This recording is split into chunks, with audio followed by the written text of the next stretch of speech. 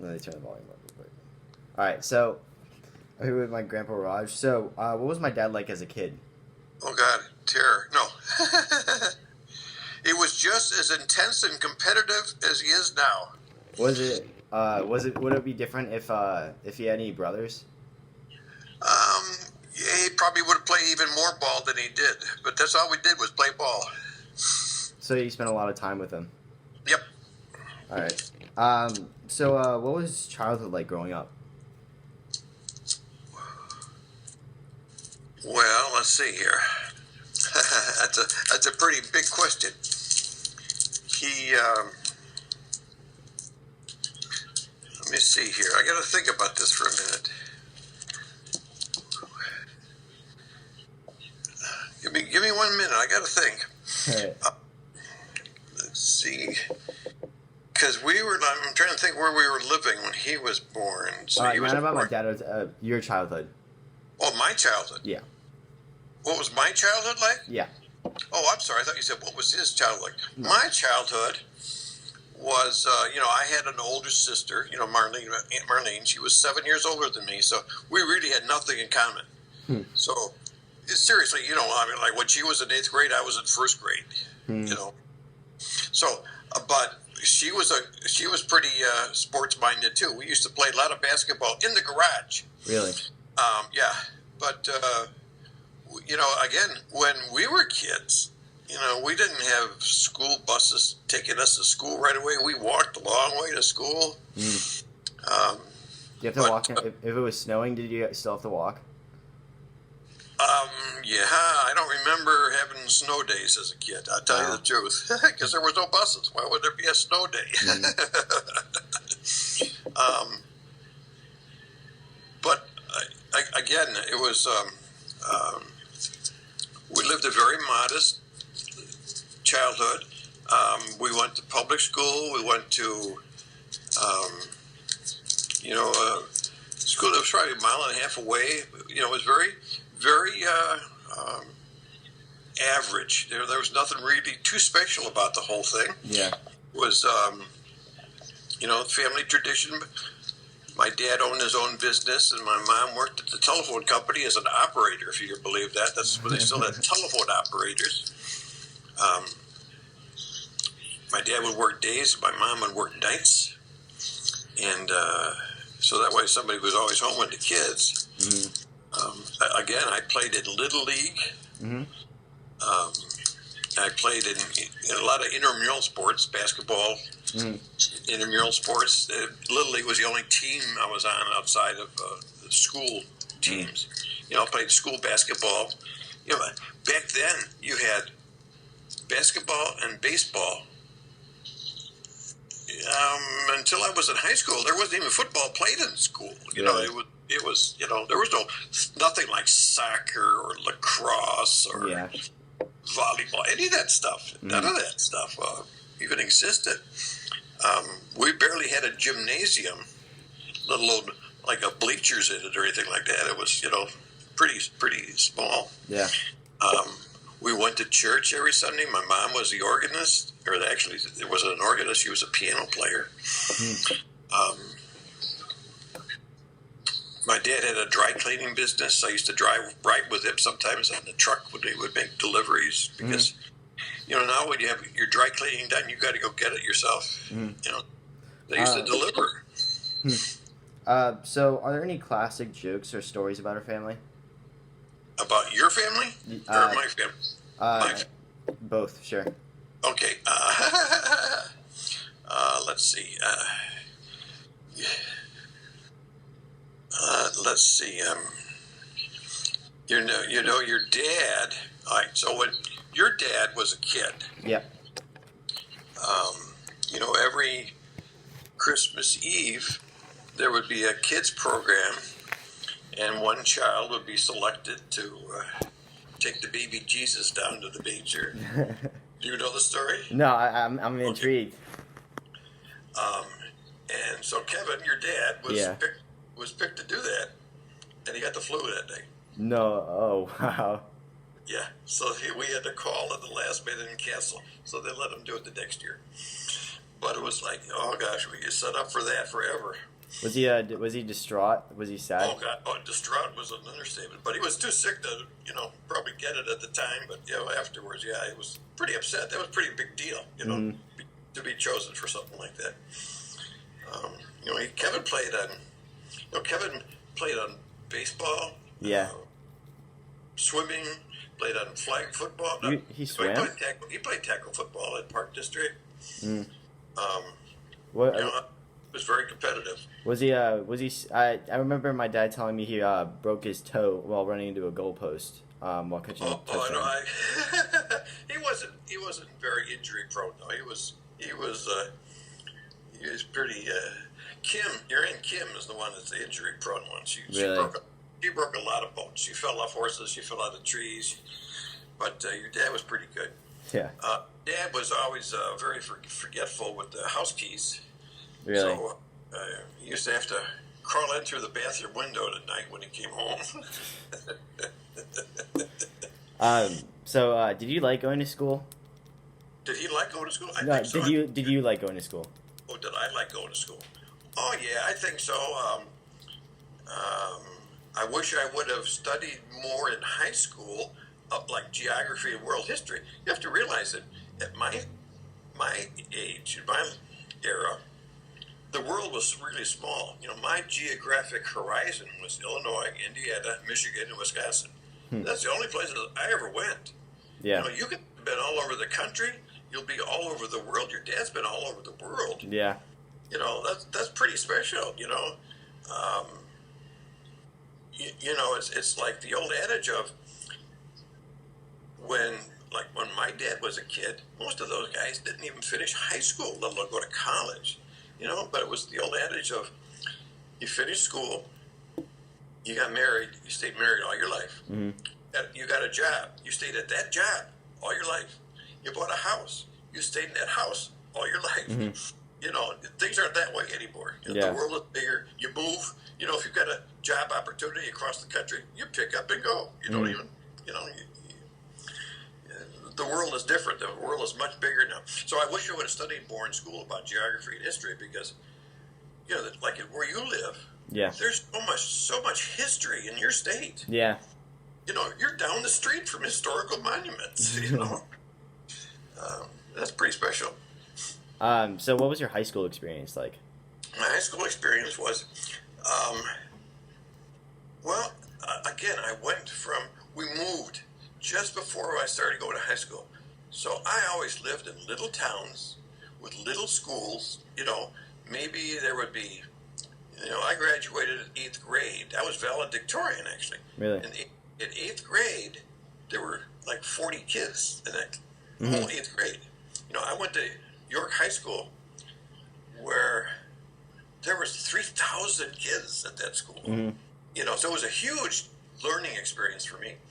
I went from a very small thing to a very big thing, and it took a little while to get used to, but it gives you so much more opportunity, and you guys have so much more opportunity than we did. Mm-hmm.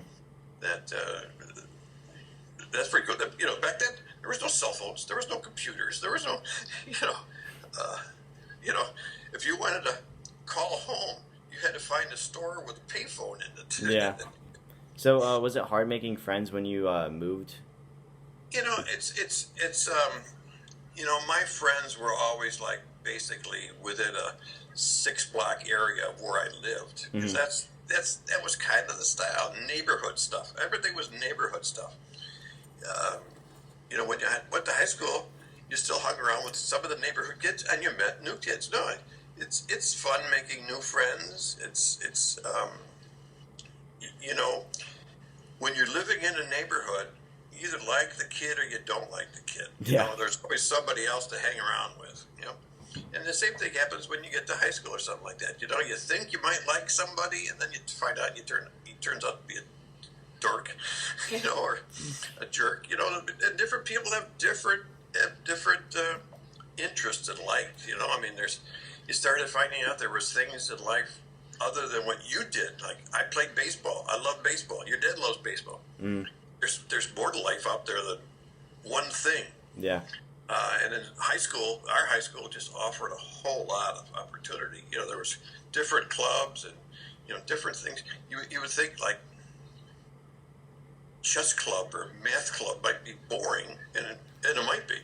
But there are people who are now, computer geniuses because, they developed some skills very early on, or some interests or some desires. High school offers that opportunity. And so, I tried to, I used to live like at Andy and Mayberry, and pretty remote, and moving into a bigger area was a challenge. But it is like going to college. When you go to college, you go to a big university, there's going to be, 300 kids in a class and stuff like that. But, I think parents are more now in tune to helping you get through things that, I kind of learned on my own, because my parents, they didn't have any exposure to that kind of stuff early on. So, what was it like when you found out you were going to be a dad? Oh boy, that was the most exciting time of my life. It was like, they don't teach you how to be a dad. You got to figure all this out on your own. And so, that was pretty cool. When we found out Grandma was pregnant with Kim, that was pretty special. Your whole life changes, because now, when you're first married, your life revolves just around you and your wife. Yeah.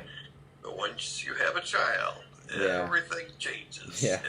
Every focus changes and it's good. It's all good. Again, at the time we didn't care if it was a boy or a girl. Just wanted to be healthy. That's. Yeah.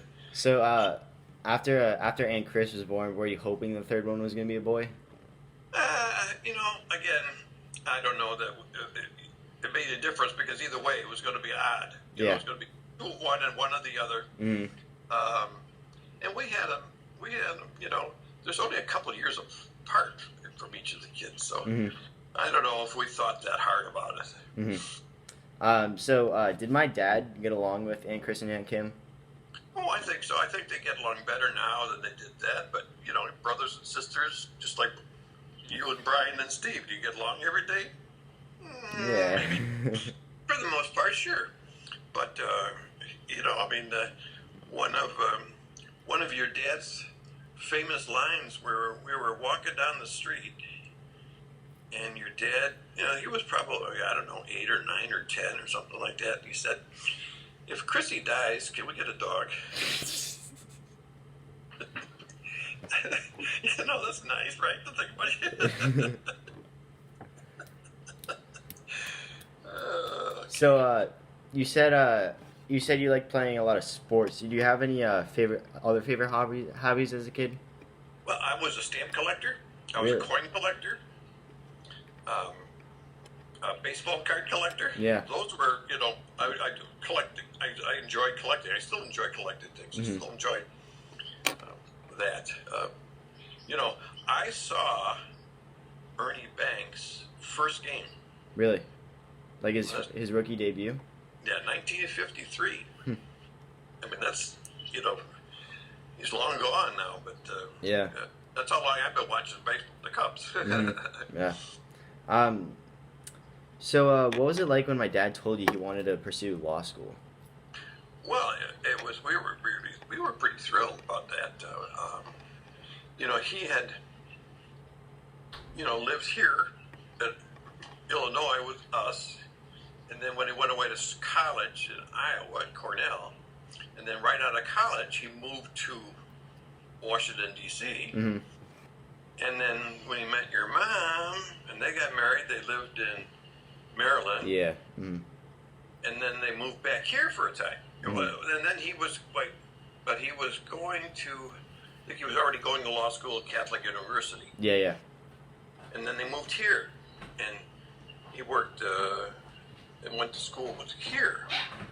And then the hardest part for us was, because we enjoyed him being back, we were sad to see him leave town. when you went away to school, that's one thing. You're gone for 9 months, so that you're home for 3 months. But when you get married and move away, that's it forever. Mm-hmm. So we were happy when he moved back to Naperville, and then decided that he wanted to move back near the D.C. area. Yeah. That was hard. That was hard for us. We got used to having Brian around. You weren't born yet. Yeah, I was about to be born though. Right. And so that was difficult. But again, the opportunity for your dad and mom was there, not here. Mm-hmm. So we were happy for them, but we were sad that we were not going to see you guys as often as we would like to. Mm-hmm. Was there any doubt that he wouldn't become a successful lawyer? Oh, no, I don't think so. I think, again, your dad is pretty intense, pretty competitive. Yeah. When he sets his mind to something, he doesn't do anything halfway. No, he does it to the full. So, if you could go back and relive your teenage years, would you? Oh, gosh. Teenage years are pretty tough. Would I do anything differently if I went back? I don't know. Would I like to be more physically fit than I am today? That would be the only thing I would want to do to relive my teenage years, is to be able to be fearless and run and jump and play sports. Mm-hmm. But I don't know that life is meant to think that way. I don't. I enjoy every facet. You enjoy every facet of your life, and again, your folks offer you opportunities to do all kinds of things. Some of which you like and turn out well, and some of which you can leave alone. Mm-hmm. And you find what you really, really like in life, and you build toward that, and to go back and start over again. Yeah. And I don't want to go through pimples again. So, what do you see as our family's legacy? Oh, wow. Again, and this was something I think that a lot of parents and grandparents feel, is that you raise your kids, you give them a lot of love, Mm-hmm. you teach them right and wrong, you teach them right from wrong, you train them, you teach them how to be adults, Mm-hmm. and you hope that you've left them in a better spot than your parents left you. Mm-hmm. And we feel that's worked out real well. Mm-hmm. So, where were our ancestors born? Where were our ancestors born? Yeah. My dad was born in the country of Latvia. Yeah, that's what my dad told me. Right. Your dad's done some research on that. We had a handwritten birth certificate. There was no formal birth certificates. It was a handwritten birth certificate. Really? That your dad, it was in a foreign language, it was Latvian. Your dad actually took to the Latvian embassy. Really? To have translated. That was pretty cool. Mm-hmm. And so that's where my dad was born. My mom was born in Michigan. Her parents were born in Germany. Mm-hmm. And you'd have to talk to Grandma to figure out where her parents were born. Yeah. I know they were born in America, but Mm-hmm. I don't know her heritage. So, when did they come to the U.S.? They came.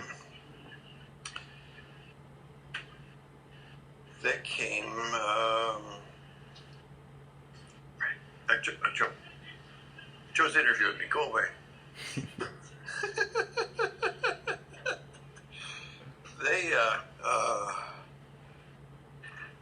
Let's see. My dad was born in 1907. I think they came in like 1912. Mm-hmm. I mean, he was a very small baby. The Russians were taking over Latvia at the time. It was very, they were probably farmers. Mm-hmm. We don't know a whole lot about them. Uh-oh, what did I just do? I'll put my finger over there. They were probably farmers. My dad's dad died early age. Mm-hmm. My dad's mom came and lived with one of my dad's older siblings. And she never learned how to speak English. Mm-hmm. So we could never really talk to her. Yeah. But it was during the war. They came to escape. Mm. So, what did you do with the money you earned from any jobs that you had?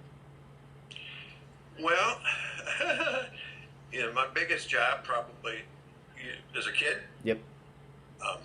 Was cutting lawns. Really? Me and a buddy, we would take our lawnmowers. We'd walk down the street, knock at doors, offer to cut lawns for 50 cents an hour. Really? Back then. Did you stall any to get more money? Did I what? Did you stall to get more money? Oh, stall? No, we figured out how we could cut lawns real fast, and they would always give us something extra, or we got pretty good at it. Again, it's not like today, like your house. There's a lot of grass at your house. Yeah. Yeah, where we live, yards are pretty small. You can cut lawn real fast. But that's what we did. What I did with the money, we saved it. We saved it. Again, try to learn and teach.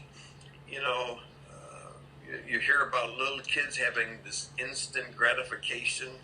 The kids in line at the candy store got to cry until they get a package of candy or something like that. Yeah. So we always had kind of a theory of half your money's got to get saved for something big. Mm-hmm.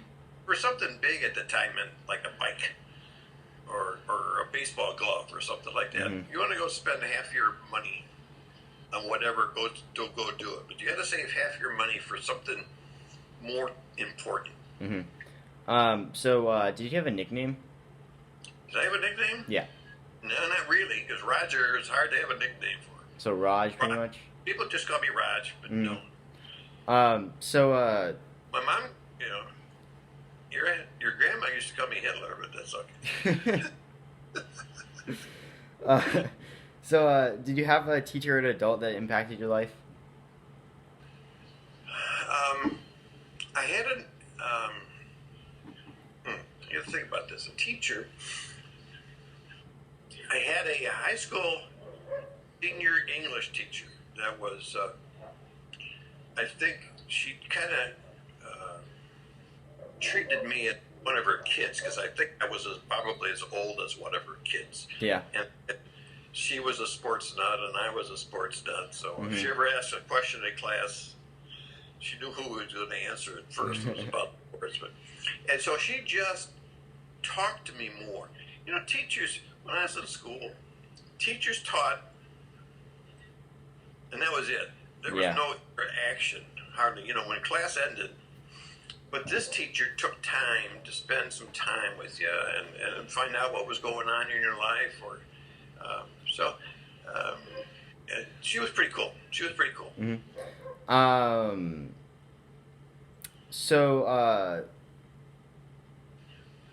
When you were younger, what did you imagine your job would be? Well, I was always good with math. I was always good with numbers. I knew I was going to be an accountant or a math teacher or a banker or something, because I just was good with numbers, and everybody said I was good with numbers, and I didn't really care about English or science or I could, a lot of wasted time in high school and some classes, but in math it was like either you knew it or you didn't. Yeah. Mm-hmm. How do you get a C in math? You don't know the content. Either you get it or you don't. Yeah. So that was kind of, and that was the course I got. Mm-hmm. And when I went to high school, it wasn't all college prep courses. There were shop courses and stuff like that too. Mm-hmm. Business courses where, it was just starting to get more necessary for college. For a lot of years, schools didn't prepare you for college. Yeah. They just gave you 12 years of education. That was it. You're done. Mm-hmm. So a lot of kids went into auto mechanics or stuff like that, or Yeah. All right. Well, that is the end of the interview. So, I hope that gave you something. No, it gave me a lot. Okay, good. Thank you so much for doing this. You bet. Looking good. You look so much like your dad. It's a little bit scary, but okay. Yeah. Okay, man. All right. Thank you so much. You bet. Bye-bye. Bye.